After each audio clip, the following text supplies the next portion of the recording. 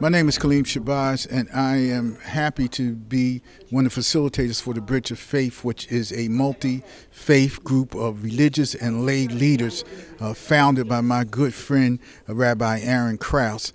And he has shifted the leadership of this group to myself. And we have just finished our regular meeting. We meet once a month.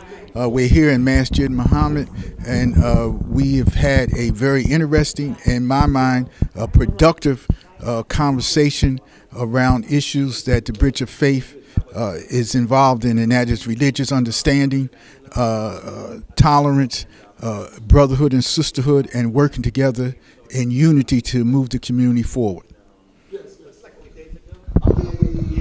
Let's talk a little bit about tolerance. Today, during the meeting, you discussed three specific issues, and I know that the Bridge of Faith is going to work together to come up with an official response to these issues. So I'm going to ask you to put on your NAACP president hat as not to cause any division within your organization and to do things decently and in order. We can both agree that that's the way things should be done, correct? Okay, so as the president of the NAACP, I'd like to get your thoughts about Trump and J.D. Vance saying that Haitians have been eating cats and dogs out in the Ohio area. The NAACP is absolutely against any form of hate against any group, any individual. For former President Trump and J.D. Vance to say that Haitians were eating dogs and cats is obviously untrue, is ridiculous, is hateful, and does not advance the civic discourse that we should be having around elections in this country.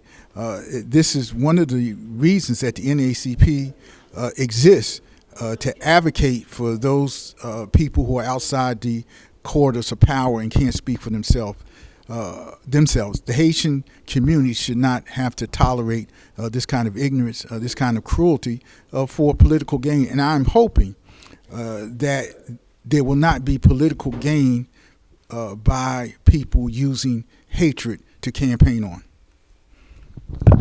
Speaking of campaigning on hatred, we're all aware of what happened at Madison Square Garden this past Sunday, specifically the joke regarding Puerto Rico. I'd like you to speak to that, please. Our Puerto Rican brothers and sisters are rightfully offended. Some people will say that a comic can say anything. To a limit, that makes some sense. But in the context that the comment was made about Puerto Rico, it goes out of the context of entertainment, and it goes again into campaigning on hatred and raising stereotypes and using people's bias and resentments against a group of people. And that's what that comment represented. The Trump campaign tries to distance himself from that comedian, but I understand that his comments were loaded in the teleprompter, which means they had to have prior notice of what he was going to say, which condemns them. These kind of comments, first of all, they're not funny. Then secondly, they have no utility as far as a strategic campaign tool. And thirdly, they seem to be only naked hatred for a group of people, and that's unacceptable. Before we move on to why I was invited here today to discuss the New Jersey issue, what can the average person who does or does not have a radio show do to support people from Haiti and people from Puerto Rico and Latino backgrounds in this climate?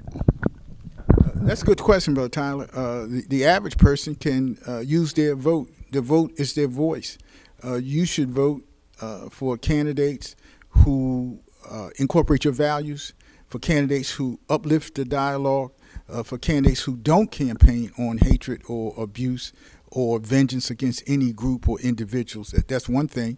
The second thing, you can use your voice. You can, even though newspapers are going out of existence, print newspapers, you can still write and express your opinion. You can go to a public meeting and express to your local government your concern. You can write your state legislatures as if it's a state issue, like we're going to talk about a little later with the alleged comment. You can write the governor.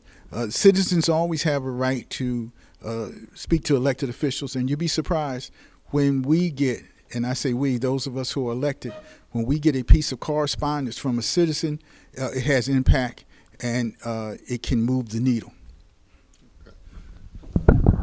Okay, can you talk to us, explain exactly what is being alleged from the state police and the attorney general?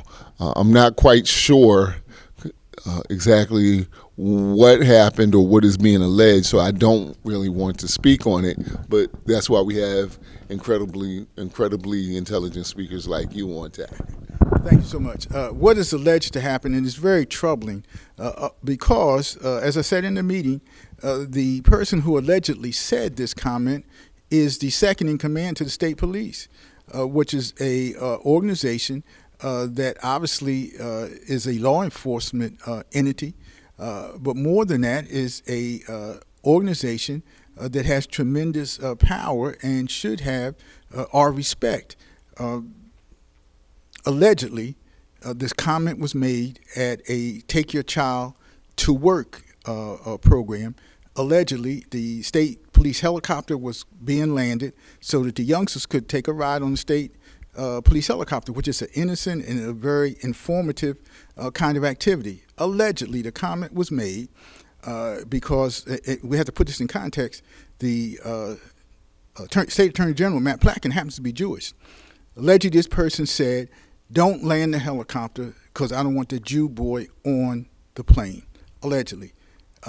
And this was heard by someone who made a complaint, and now it's being investigated. The Attorney General recused himself because the complaint, the alleged statement was about his son, so obviously that would be a conflict, so he's not involved in it. But the where we're at now is being investigated to see if this incident happened. And to everyone's great credit, the governor, many state leaders, the mayor of Newark, Mayor Baraka, and them have condemned this statement.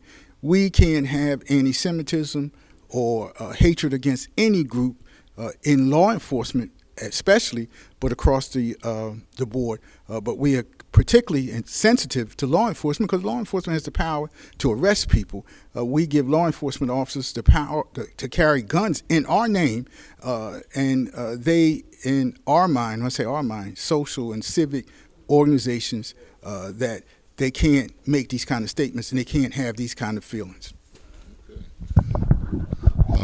Before I ask you on how to contact Bridges of Faith, could you tell us, are people who are not rabbis, imams, and pastors allowed to come to the meetings and be a part of Bridge of Faith?